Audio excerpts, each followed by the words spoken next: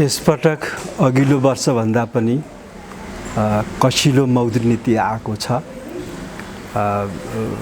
अघिल्लो वर्ष निजी क्षेत्रमा जाने ब्याङ्क कर्जाको लक्ष्य 12.6% थियो भने यो वर्ष घटाएर 11.5% झारेको देखिन्छ। र यो तथ्याङ्कलाई आधार मान्ने हो भने विगत लामो समयदेखि पछि राष्ट्र ब्याङ्कले अत्यन्त कडा मौद्रिक नीति ल्याएको देखिन्छ र निजी क्षेत्रले सरकारले जुन किसिमको अपेक्षा गरेको थियो त्यो अपेक्षा बमोजिम नआएको कुरो निजी क्षेत्रले गरेको सुनिन्छ पनि। एक हिसाब किताबले निजी क्षेत्रको यो मौद्रिक नीतिप्रति व्यापक असन्तुष्टि देखिन्छ र अर्कोतर्फ मौद्रिक नीतिले ब्याङ्कहरूलाई अलिकति च्यापेको, अलि नजिक राखेको र ब्याङ्क बाहेकको निजी क्षेत्रलाई अलिकति टाढा राखेको जस्तो देखिन्छ। यसले गर्दा पनि निजी क्षेत्रको र राष्ट्र ब्याङ्क बिचको जुन सुमधुर सम्बन्ध रहँदै आएकोमा यो मौद्रिक नीतिको कारणले निजी क्षेत्र चाहिँ अलिकति टाढिने र राष्ट्र ब्याङ्कमाथिको विश्वास हट्ने चाहिँ चुनौती चाहिँ देखिएको छ।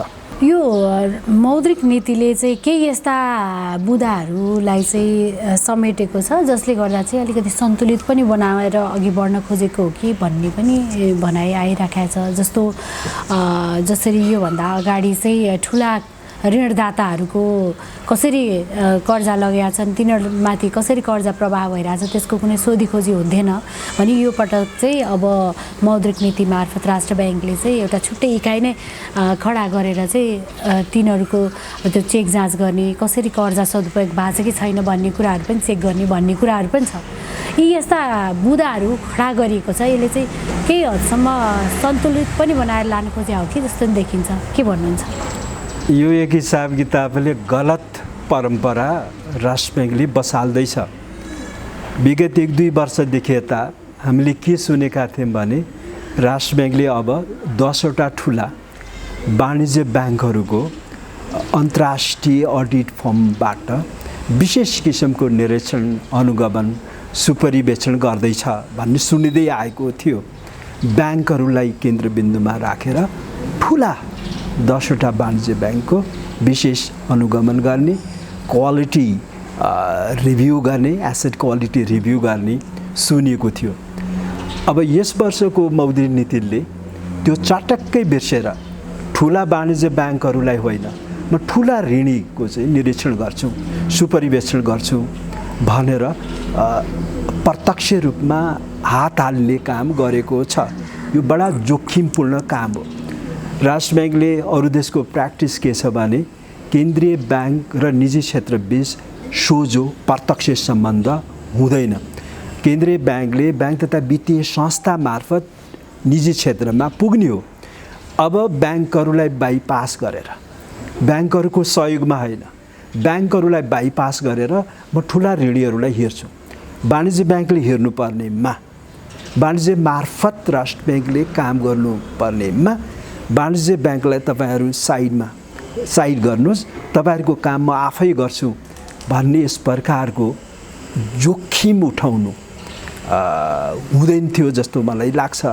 यसले गलत किसिमको मेसेज अब निजी क्षेत्रलाई निरुत्साहित गर्ने, प्रोत्साहित गर्नुको साटो निरुत्साहित गर्ने काम गरेको छ। यस प्रकारको नीतिले देशमा कसरी लगानी हुन्छ, कसरी निजी क्षेत्रको मनोबल हुन्छ र केन्द्रीय ब्याङ्कले निजी क्षेत्रमा प्रत्यक्ष रूपमा हात हाल्नु हुँदैन। केही नराम्रो काम भइरहेछ भने जसले कर्जा दियो त्यो संस्था मार्फत काम गराउनु पर्नेमा म आफै गर्छु। के राष्ट्र ब्याङ्कले गर्न सक्छ? अनि यस प्रकारको भनौँ न नियामकीय संस्थाले हात हाल्न थाल्यो भने निजी क्षेत्रले लगानी गर्न सक्छ, लगानी गर्ने मनोबल हुन्छ। त्यसैले अत्यन्त नराम्रो कुरो भएको छ। म यसलाई अत्यन्त नराम्रो, यो राम्रो कुरो हो, यो राम्रो कुरो हो। वाणिज्य ब्याङ्क थ्रु गरेको भए म आफै गर्छु, एउटा मार्गदर्शन ल्याउँछु, आफै सुपरिवेक्षण गर्छु भन्छ। वाणिज्य ब्याङ्क थ्रु गराउँदा राम्रो हुन्थ्यो। यसले एकातिर वाणिज्य ब्याङ्कलाई संरक्षण दिएको, वाणिज्य ब्याङ्कहरूलाई तपाईँहरूले जेसुकै नराम्रो काम गरे तापनि, जथाभावी ऋण दिएको भए तापनि तपाईँहरू सुरक्षित हुनुहुन्छ, म कारबाही गर्दिनँ, म निजी क्षेत्रलाई कारबाही गर्छु भन्ने खालको जुन सन्देश दिएको छ, यो सन्देश दीर्घकालको लागि, मध्यकालको लागि राम्रो होइन र ब्याङ्कहरूलाई काखी च्याप्ने र निजी क्षेत्रलाई दुश्मनको जस्तो व्यवहार गर्ने, एउटा अपराधीको रूपमा चित्रण गर्ने काम कदापि राम्रो होइन। झट्ट हेर्दा ठुला ऋणीहरूले लिएको कर्जाको दुरुपयोग रोक्नलाई केन्द्रीय ब्याङ्कले राम्रो गरिरहेछ भन्ने त देखिन्छ, तर यसको दूरगामी असर, मनोवैज्ञानिक असरलाई अहिले 1-2 दिनमा हामीले विश्लेषण नगरेको जस्तो लाग्छ। यो राम्रो काम हो, कर्जाको दुरुपयोग रोक्नुपर्छ, तर केन्द्रीय ब्याङ्कले प्रत्यक्ष रूपमा हात हाल्ने होइन, केन्द्रीय ब्याङ्कले दिएको ऋण पनि होइन। यो ब्याङ्कहरूले, वाणिज्य ब्याङ्कले, ठुला ब्याङ्कहरूले दिएको, ठुला ग्राहकलाई, ठुला ऋणीहरूलाई दिएको ऋण हो। जसले दियो त्यो मार्फत काम फत्ते गर्नुपर्नेमा उनीहरूलाई दोषमुक्त गरेर म आफै गर्छु भन्ने खालको कुरा गर्दा वाणिज्य ब्याङ्कहरू अत्यन्त खुसी भएको, अनि निजी क्षेत्रको मनोबल गिराउने। राष्ट्रिय अर्थतन्त्रमा निजी क्षेत्रको योगदान 80% भन्दा माथि छ। पुँजी निर्माणमा, रोजगारी सिर्जना गर्नेमा, निर्यात गर्नेमा नेपाली युवाहरूलाई केही हदसम्म रोक्ने प्रयास त निजी क्षेत्रले गरिरहेछ नि। अनि यस्तो सेक्टरको मनोबल गिराउने काम गर्नु यो चाहिँ राम्रो होइन। यद्यपि यो कार्य राम्रो हो, वाणिज्य ब्याङ्क थ्रु गराउनु पर्थ्यो। आफै अगाडि सर्दा चाहिँ यो निजी क्षेत्रसित कन्फ्रन्ट गरेको, सोझै लडाइँ लडेको जस्तो देखिन्छ। यो राम्रो भएन। यसले त झन् व्यापार विस्तार, उद्यमशीलता फस्टाउला भन्दा झन् सङ्कुचनमा आउला भन्ने चाहिँ त्रास हो। यो देशमा कसरी लगानी गर्ने, यो लगानी कसरी बढ्छ यो मुलुकमा, अनि अरू देशमा पलायन हुने, उद्योग व्यवसायहरू हुने, बढावा दिने, यो कुरा मानिसहरूले बुझेको छैन। त्यसैले मैले भने नि, यो मौद्रिक नीतिले वाणिज्य ब्याङ्कलाई संरक्षण दिने काम र निजी क्षेत्रलाई हतोत्साहित गर्ने काम गरेको छ। 2टा उदाहरण चाहिँ, 3वटा उदाहरण काफी छ। एउटा उदाहरण, अब वाणिज्य ब्याङ्कलाई ओभरड्राफ्ट, त्यो ओभरनाइट फेसिलिटी दिने सुविधामा ब्याज दर घटायो। ओभरनाइट वाणिज्य ब्याङ्कले अत्यन्त सस्तोमा राष्ट्रले कर्जा दिने भयो, तर ऋणीले पाउन सक्ने लाभ भनेको थायी तरलता सुविधा दर हो, ब्याङ्क दर हो। त्यो ब्याङ्क दर घटाएन, ब्याङ्कहरूलाई फेभर गर्यो, ब्याज दर घटायो, तर निजी क्षेत्रको लागि ब्याज दर घटाएन। यो चाहिँ भेदभाव गर्यो। जो रोजगारीका अवसरहरू सिर्जना गर्ने, पुँजी निर्माण गर्नेलाई मौद्रिक नीति मार्फत लाभ दिनुपर्नेमा इन्टरमिडिएटरिजलाई, बिचमा काम गर्ने, अब दलाल शब्द त राम्रो नहोला, बिचमा मध्यस्थताकर्तालाई सुविधा दियो। अब जसलाई दिनुपर्ने त्यसलाई दिएन, नम्बर 1। दोस्रो, चालु पुँजी कर्जा सम्बन्धी मार्गदर्शनमा संशोधन गर्छौँ भन्ने कुरा गरेका छ र सुरुमा के लेखेको छ भने ब्याङ्क तथा वित्तीय संस्थाहरूको सुझाव अनुसार चालु पुँजी कर्जा सम्बन्धी मार्गदर्शन संशोधन गर्छौँ भनेको छ। निजी क्षेत्रले पनि माग राखेका थिए, उनीहरूको नाम छैन। दुईटैकै नाम नराखेर म चालु पुँजी कर्जा सम्बन्धी मार्गदर्शन पुनरावलोकन गर्छु भन्नुपर्नेमा ब्याङ्क तथा वित्तीय संस्थाहरूको सुझाव अनुसार भन्दा निजी क्षेत्रलाई बाइपास गरेको जस्तो देखिन्छ। तेस्रो यो विभेद गरेको भनेको यो ठुला ऋणीहरू, ठुला ब्याङ्कहरू म विशेष निगरानी गर्छु, सुपरभिजन गर्छु भन्नुपर्नेमा नभनेर ठुला ऋणीतर्फ म गर्छु भन्दा यो अत्यन्त विभेदकारी किसिमको मौद्रिक नीति गर्नै नहुने काम राष्ट्र ब्याङ्कले गरेको जस्तो देखिन्छ। यसको दूरगामी असर पर्ने मैले देखाएको छु। केही त फेरि सकारात्मक बुदाहरू पनि केही छन्। हजुरको नजरमा चाहिँ कुन बुदाहरू चाहिँ सकारात्मक छन् भन्ने छ? अब कर्जा, यो भनौँ न वित्तीय पहुँचको दुरुपयोग भइरहेको थियो मुलुकमा। आवश्यकताभन्दा बढी कर्जा लिइराखेको अवस्था चाहिँ थियो।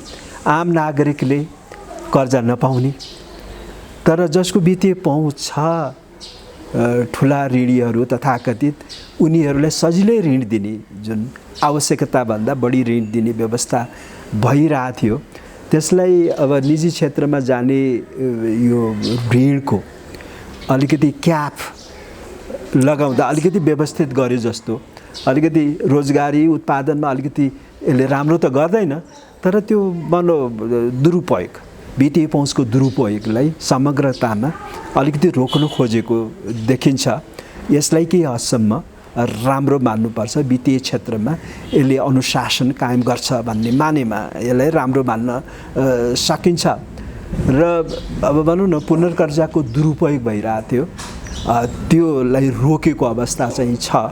अब यसलाई पनि कोभिडकालीन व्यवस्थालाई उसले अहिले स्थगनमा राखेको छ। अब रिभ्यू पुनरावलोकन गरेर पछि के कसरी सुधार गर्न सकिन्छ त्यसलाई हेर्न सकिन्छ। यो पनि राम्रो कुरो। अर्को राम्रो कुरो के लाग्छ भने अब पहिलो होम बायरलाई पहिलो आवासीय कर्जा लिनेको कर्जा सीमा 1.5 करोडबाट 2 करोड पुर्याएको चाहिँ छ। मलाई त लाग्छ यो 3 करोड पुर्याउनु पर्थ्यो। अब 2 करोडले त घर त आउँदैन, 3 करोडसम्म पुर्याएको भए झनै राम्रो हुन्थ्यो। यसले भनौँ न घर निर्माण कन्स्ट्रक्सन गतिविधिलाई प्रोत्साहित गर्थ्यो र अब भनौँ न एउटा घर किन्नलाई आम नागरिकलाई सहजीकरण गर्थ्यो। रोजगारीका अवसरहरू पनि सिर्जना हुन्थ्यो। नेपाल सरकारबाट स्वीकृति लिएका ठेकेदार कम्पनीहरू हाउस निर्माण गर्ने कम्पनीहरू प्रोत्साहित हुन्थे। अब 1.5 करोडबाट 2 करोड गर्दा राम्रै हो, अझै बढाउनु पर्थ्यो जस्तो मलाई लाग्छ। यी नै हुन् राम्रा कुराहरू। जस्तो सहुलियतपूर्ण कर्जाका कुराहरू छ त्यसलाई चाहिँ जसरी अलिकति केन्द्रीकृत भइरहेको अवस्था थियो त्यसलाई विकेन्द्रीकृत गर्ने भन्ने कुरा छ। एसएमएसका कुराहरू पनि रहे होइन। अब यो ढोका थुन्ने बिरालो चुट्ने जस्तो काम भएको जस्तो लाग्छ। अब नेपाल सरकारले पनि चालु आर्थिक वर्षमा खुद आन्तरिक बोरिङ चाहिँ घटाछ। 240 अरब आन्तरिक ऋण परिचालन गर्छौँ, त्यसमध्ये 182 अरब सामा भुक्तानी गर्छौँ भनेपछि 57 अरब खुदमा नेपाल सरकारले बजारबाट पैसा उठाउने हो।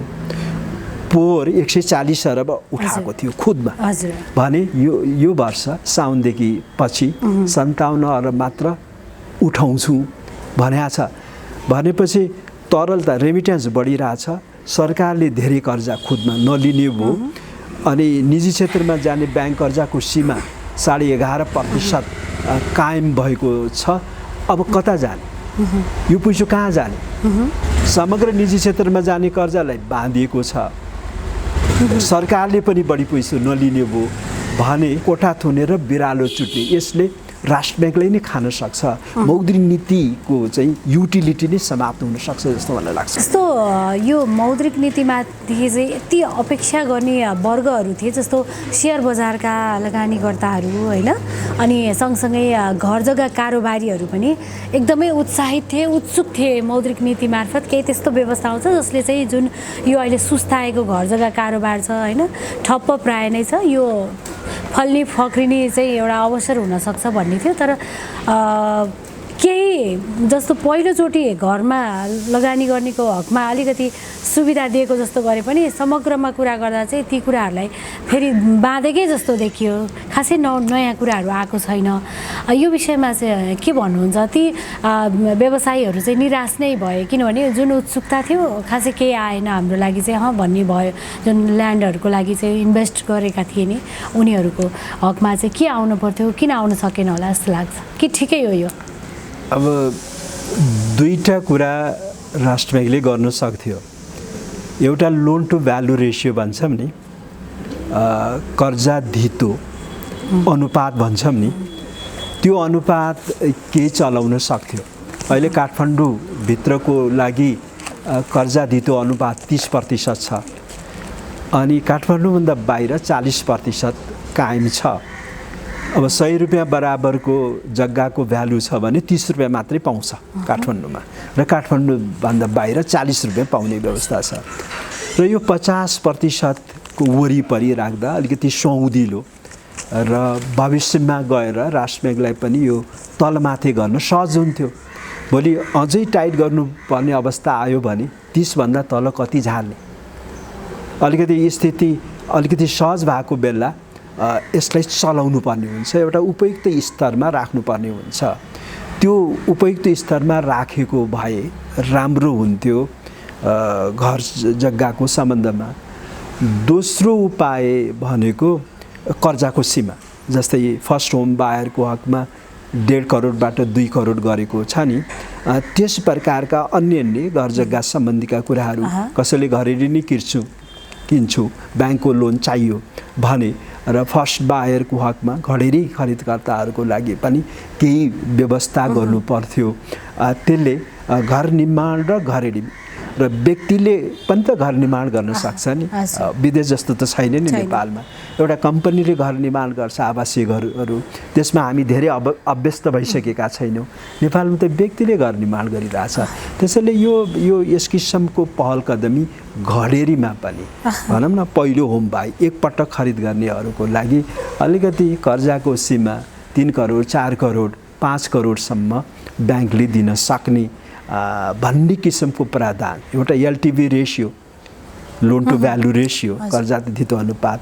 अर्को चाहिँ घडेरी र होम बायर आवासीय घर खरिदकर्ताको लागि अलिकति कर्जाको सीमा त्यस प्रकारको जाने अलिकति स्पष्ट रूपमा पारदर्शी ढङ्गले व्यवस्था गरेको भए यसले बजारलाई केही हदसम्म चलायमान गर्न सक्थ्यो र राष्ट्र ब्याङ्कलाई पनि आवश्यकता अनुसार फेरबदल गर्न सक्ने अवस्था सिर्जना हुन्थ्यो।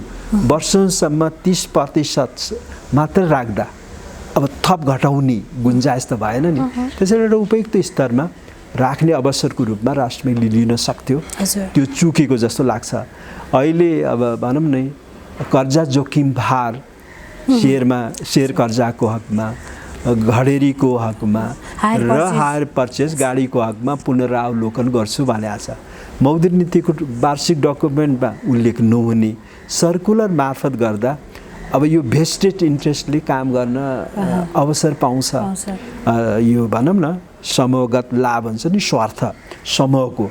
अब त्यसमा ब्ल्याङ्केट खुल्ला गर्छु त भनेको छैन, यति लाखदेखि यति लाखसम्मको भन्ने कुरा गरेको छ।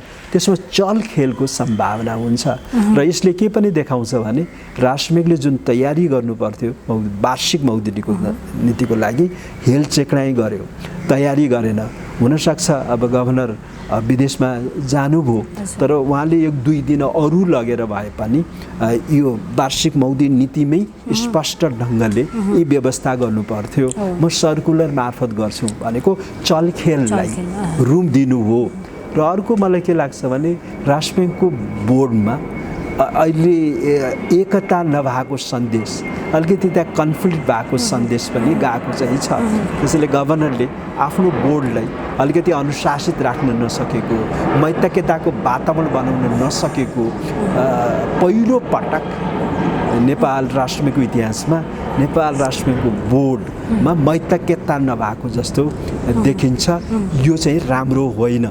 केही बोर्ड मेम्बर पहिलो पटक भएको जस्तो मलाई लाग्छ। यो भविष्यको लागि शुभ सङ्केत होइन जस्तो लाग्छ मलाई। हजुर, अब अन्तिममा छोटोमा जस्तो अर्थमन्त्रीले के भनिराख्नु भएको छ भने हिजोको मौद्रिक नीतिपछि बजेटले लिएको लक्ष्यलाई मौद्रिक नीतिले समेट्ने भयो। हामीले जुन लक्ष्य लिएका छौँ, आर्थिक हिसाबले जुन लक्ष्यहरू लिएका छन् ती पुरा हुन्छ भन्ने टाइपले कुरा गर्नुभएको छ होइन।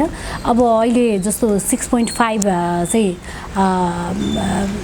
इन्फ्लेसनको कुरा छ र 6% को हिसाबले चाहिँ आर्थिक वृद्धिको जुन लक्ष्य लिएको छ 6% को पेरिफेरीमा, भनेपछि यो मौद्रिक नीतिले ती कुराहरूलाई पनि एड्रेस गर्न सक्ने सम्भावना देख्नुहुन्छ कि देख्नुहुन्न? गरेको छैन। मौद्रिक नीतिले यो आर्थिक वृद्धि दरको म्यान्डेट सरकारको हो, फिस्कल पोलिसीको, बजेटको हो। मेरो मूल्य स्थिरता र बाह्य क्षेत्र स्थायित्व भन्ने कुरा मौद्रिक नीतिको डकुमेन्टले बोलेको छ। र अर्कोतर्फ यो ओभरनाइट सुविधा दर छ नि, त्यो जुन घटाएको छ त्यसले बजारको ब्याज दर घटाउन मद्दत गर्दैन। ब्याङ्कहरूलाई फाइदा छ। ब्याङ्क दर घटाएको भए बजार ब्याज दर घट्थ्यो। त्यसैले अर्थमन्त्रीले भन्यो जस्तो मौद्रिक नीति आएको जस्तो मलाई लाग्दैन। हस्, धेरै धन्यवाद सर, यहाँको यो मिठो अभिव्यक्तिको लागि धेरै धेरै आभार व्यक्त गर्छु। धन्यवाद।